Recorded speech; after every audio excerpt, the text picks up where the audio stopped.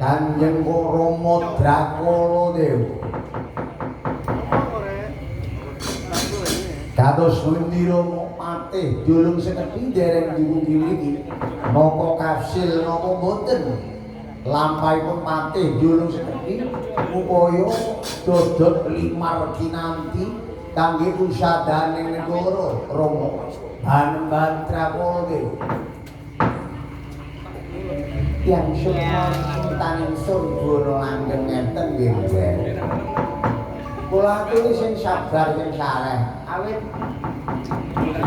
pados dodot limar kinanti tenggening Pandhawa niku boten baen-baen pepalane. Syukur bagi niki mengke menawi patih julung sekedhina angsal gawe saged mboyong dodot limar kinanti negara parang kusumu bakal makmur adil murah sandang murah pangan nggih. Wah iki Rama nanjan to kaya-kaya boten nganti anggen kula ngranti prapaning Yai Patih julung sekedhi. Dengan terus rembakan rampung sampun saut gegere tam prapaning Patih julung Gusti Prabu kula antuk gawe. Antuk gawe.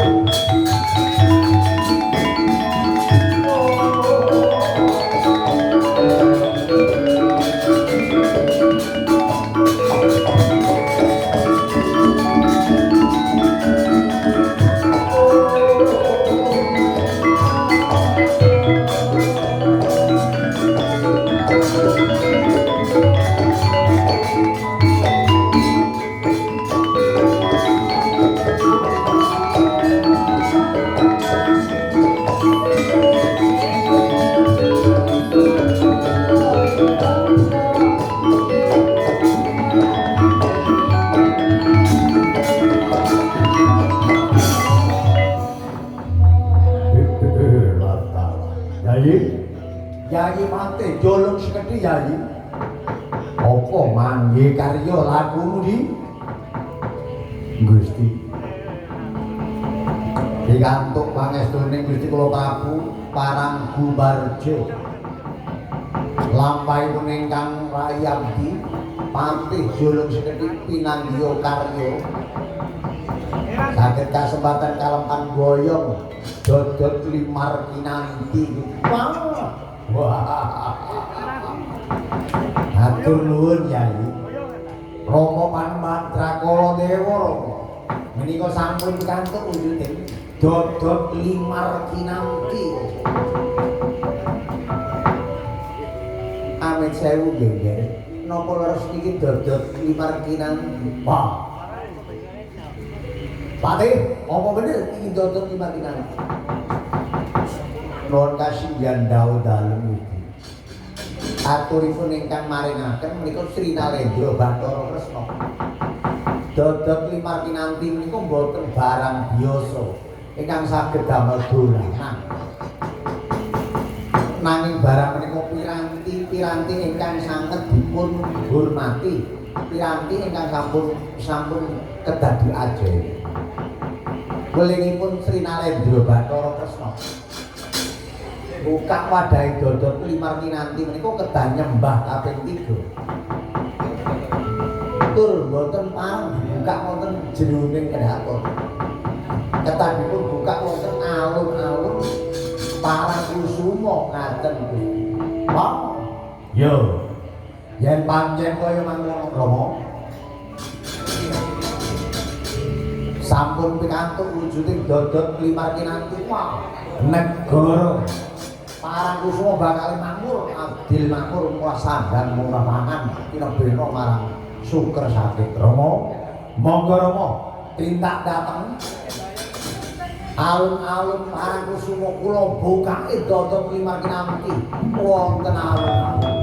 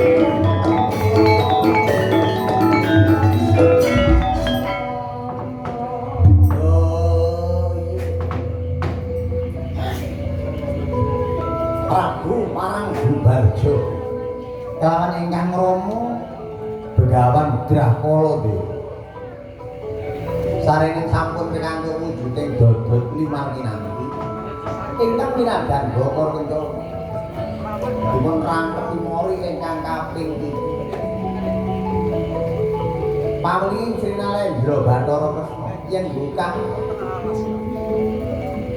kendhapa kang isi dodot limarginampi kudu nyembah lumerta nyembah kaping 3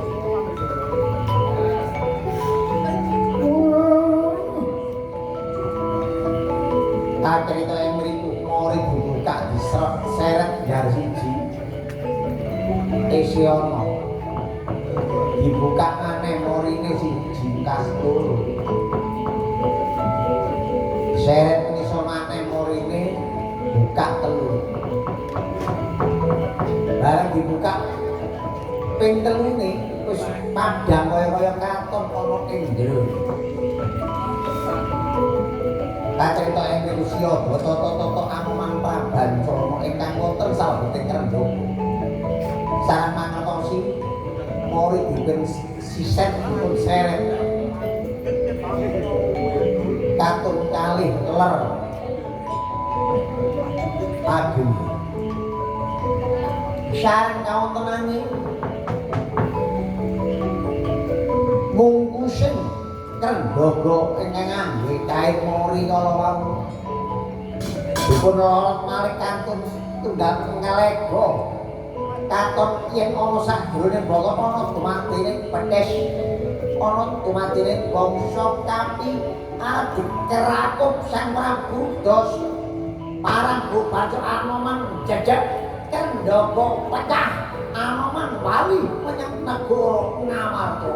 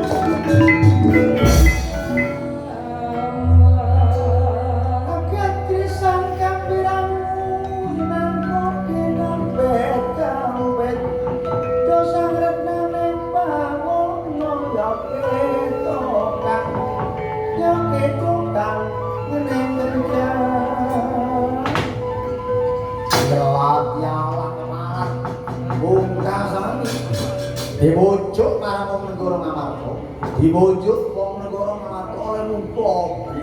Bon pati jurung sing pati jurung sing tetakno Wadyabara segera sepapat wong kraton Goro.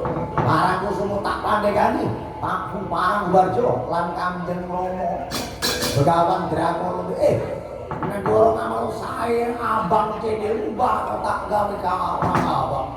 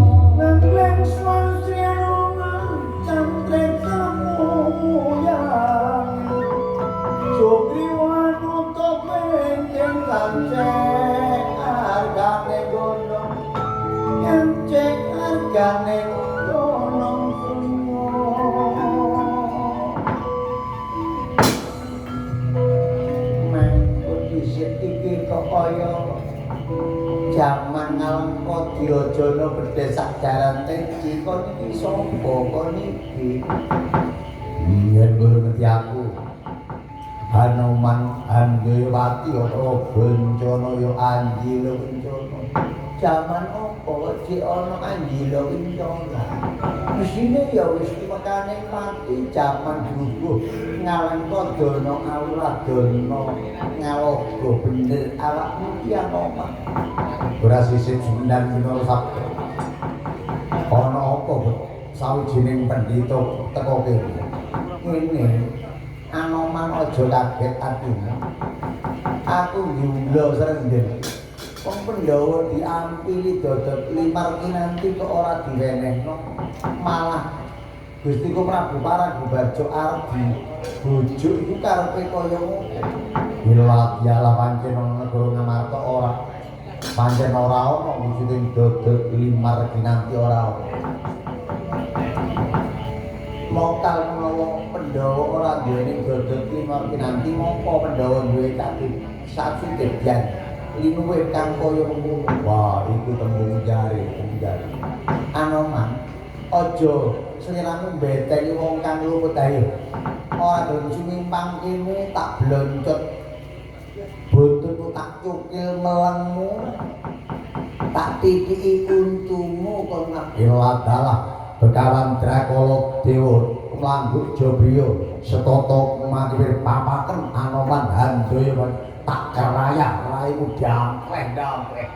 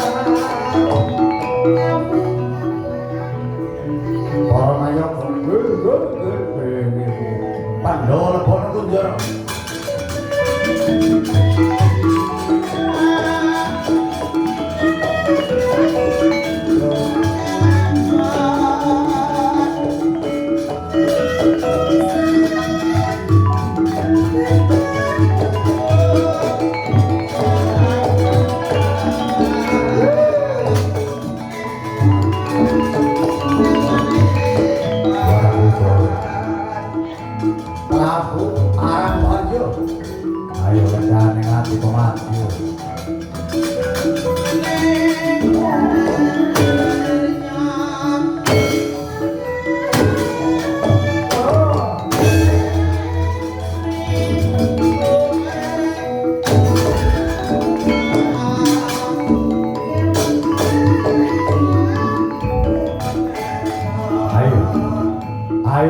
aku Kunjara Pandhawa dikubur kabeh.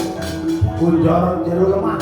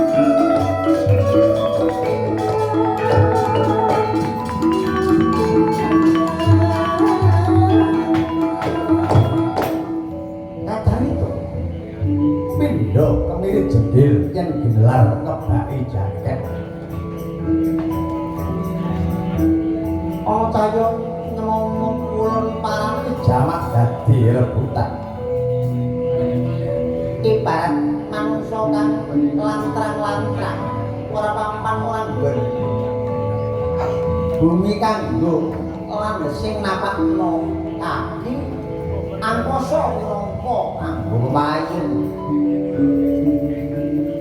Manungsa medhang-medhang baratan ibarat wiji ketempeng kang thukul tanpa sinandung.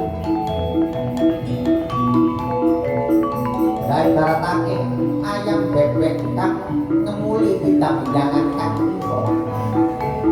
nanging kedunungan asma.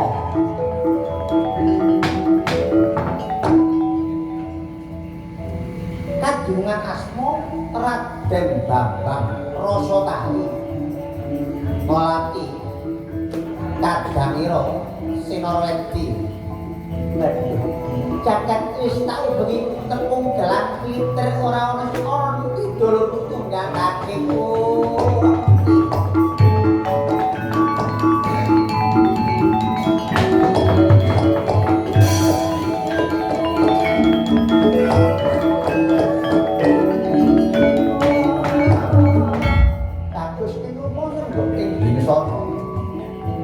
Bambang Taliroso ngumpulnya Sudermoniro kan lahir barang dino turun papat kali mau panggil orang di dulu orang di dolur kuruan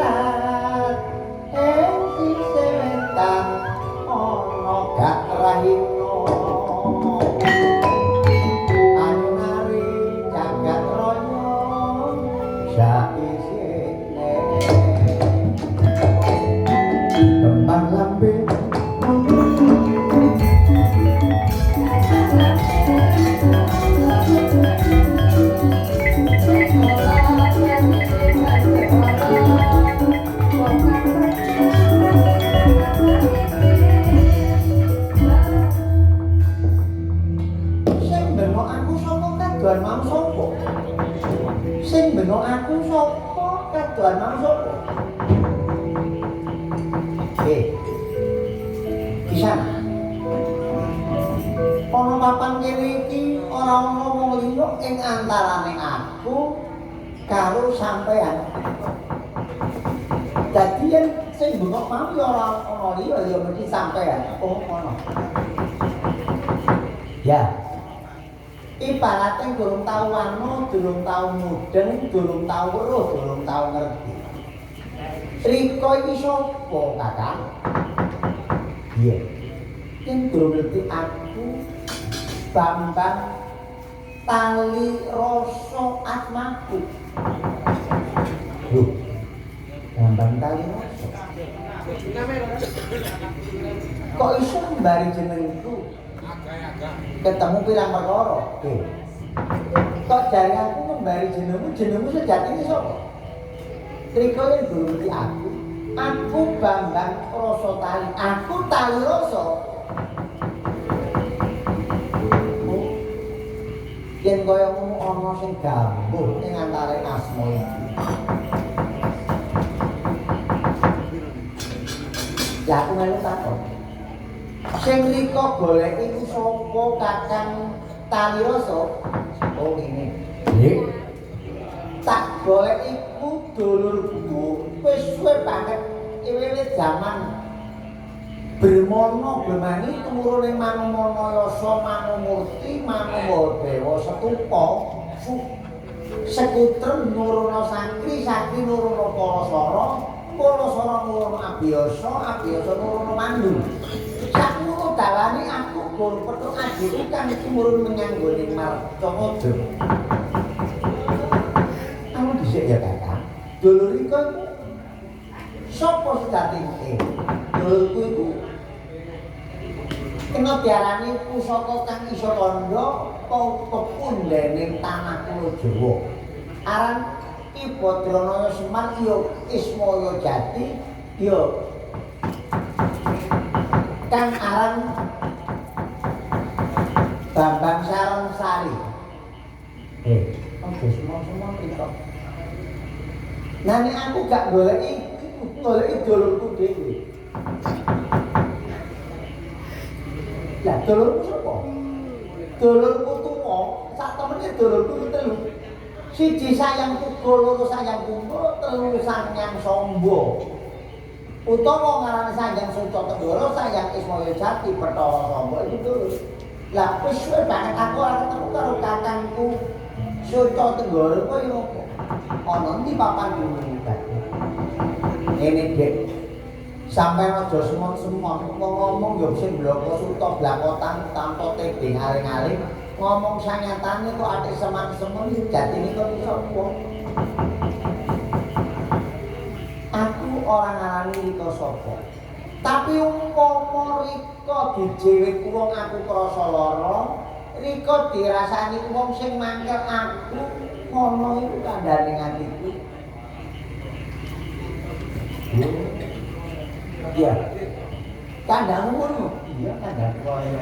Ya, alem dhisik tak delok sapa to sajatine ngono. Kacerita Bambang Tali Rasa kelawan Bambang Rasa tinangkel gapyuk sekarone maneta sejatine Ismaya lan sejatine Suca Tenggara. Nanging dereng kamiyak dereng kabukan sinanggite tetep Tali Rasa lawan Rasa Tali.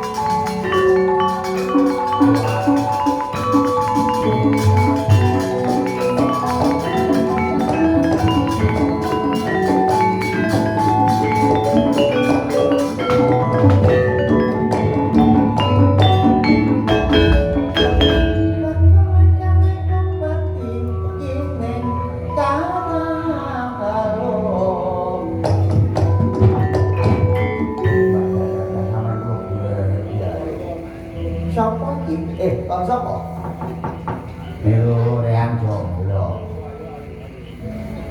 Jeneng reang jomblo mboten. Jeneng kula jomblo, tapi lek ngomong aku utawa kula, basa kula namine reang. Oh, ngono. Umpama budal ngono, cara nggonmu ngarani apa? Yen kula bangkat. Bangkat. Umpama nyambut gawe pas trap nyambut gawe, oh ngen kula niku tapak. Reang jomblo kan. Jomblo ini apa sih kok boleh ya? Berjauh Mas itu sampai tali rosok kalau Mas Bambang rosok tali hati kula sumpek kula sumpeknya sih kaya apa? Sumpek kula pun boten karo-karo apa negara ngamarta mergo ratune dilebono pakunjaran nggih terus jomblo bingung goleki minggate wong tuamu nak ndi nak ngono sih lho nggih cocok kabeh sampeyan ya wis ngerti kok takon dadi Pandhawa dina iki kaya ngopo lho Pandhawa dina pun ajur momol kok pun ajur lho kok ya abdi kinasih buruhe wong Pandhawa barang ngeten ajur kula nggih paling nyenting ya kula golek mangke Rama Semar kirangan ten pundi mangke Rama Semar Kakang tali rasa, ya di rasa tali kaya ngopo. Yang bener Pandhawa saiki dikunjor ayo padha nandukake gedhek-gedhekno rasa amal marang sedasa padane kita manungsa. Ayo ditulung Pandhawa sing kok kakunjor sih. Ayo diluari, ayo dicono. Ya, Dik.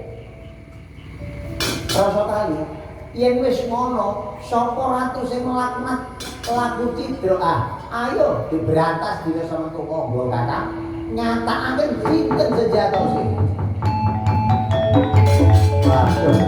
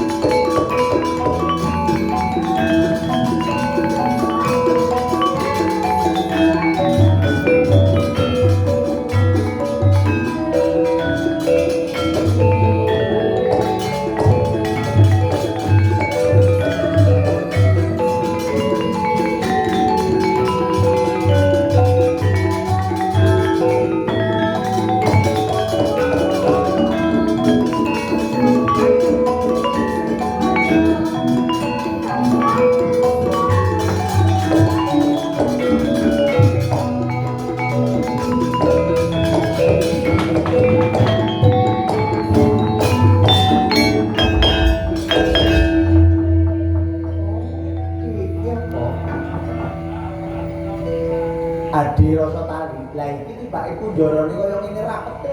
Mesin balitung kepentingan kaya ngono. Ya nanging Adi ayo dicepot sakno. Pandhawa kok dikunjara ayo dintasno ayo Gandha. Ayo Kakang ayo Gandha. Nggih monggo Ndara. Kula luwari sampean medal saking pakunjara.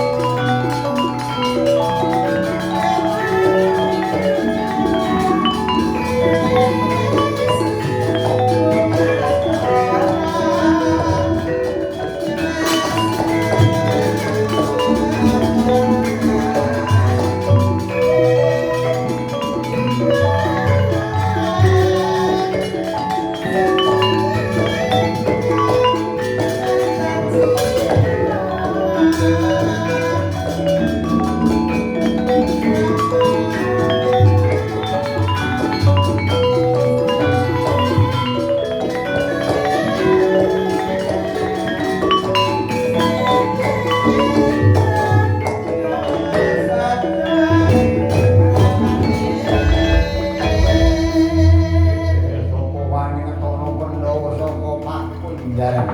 Opo ora dikena bendune Begawan Drakala Dewa. Begawan Drakala Dewa. Panjenengan asma Begawan Begawan kan Dewa apa urip dunya. Begawan barang kang padha.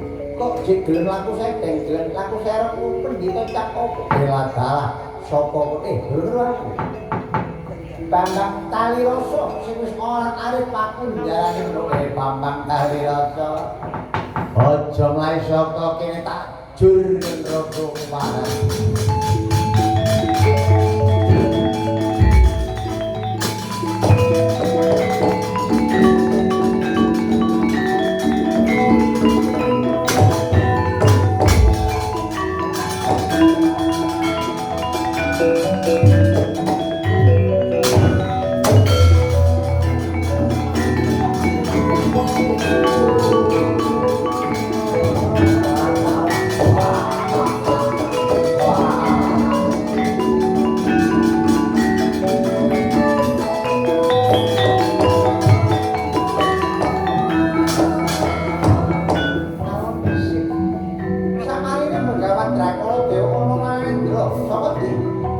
Negara Parakusuma Prabu Parang Bajoko yen kaya tunggal Begawan Drakala taksiran kok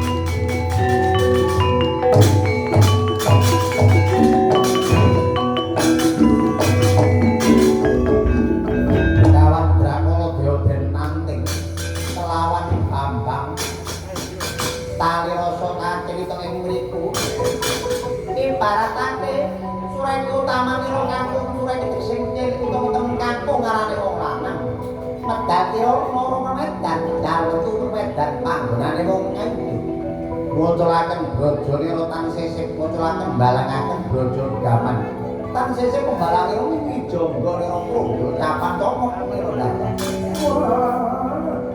nimbang krendo nglawan segoro jayaning Bambang kali rasa amesing begawan Drangkala Dewa impataken natap tambini wina badane gal karantu ing kayangan Dandang Manuri Somasetran Gondomaya Dibya Betari Durga Priya Nini Permoni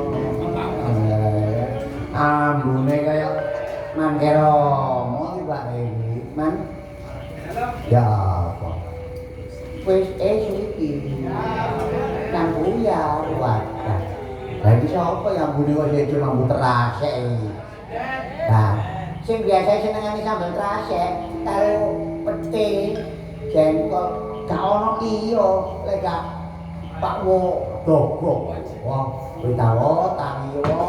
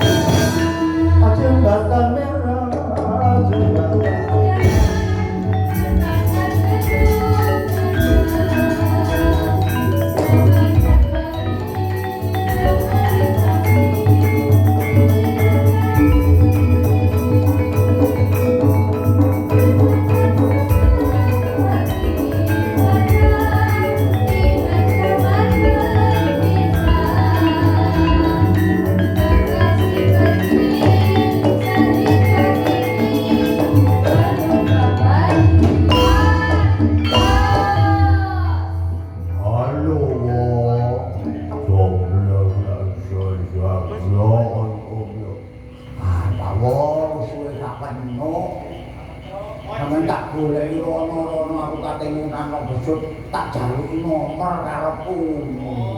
Wae slot iku menangan yo apa basa. Aku gak iso blok, gak ngerti ngono. Tapi lek dadu aku ro kuncine. Lek dadu ro kuncine wadah. Kuncine dadu nopo, Pak? Tombol 341 tukel. Aku mesti menang. Kono kebojot tambah melarat kono ya apa.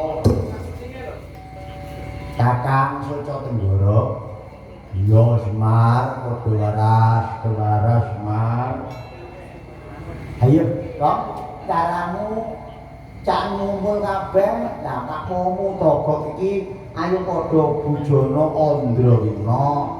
Ayo nyuwun ana asal Gusti Kang Amengku muga tansah pinaringan seger kewarasan teguh kuku baku rayu wilujeng selamat masyarakat jumput lan Jaya bangsat entan kapinaringan murah sandang kelawan mangan adil kelawan makmur tinebena Sukerto tinebena suker sakit tinebena wabah lan sapanunggalane segel kuwarasan ayo memuji ana ngarsane Gusti kang amung duwuh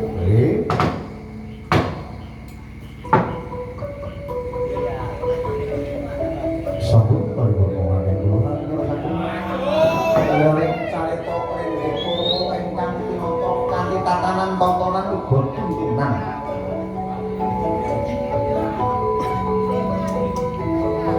kiraosaken ngajeng regeping swasana andhatosaken tepung palimitwodo ingkang kala kita sendiri ingkang becik kita dadosaken suri pautaladan Edo aturaken sekarang kang kami bandare Demawamono desa ademing tirta pamitra minangka dadi hangesi sekabeh memala Dumawe kanugrahan wahyu katentreman payusan dan pangan tumurun ana desa njumput murah sandang pangan adil lawan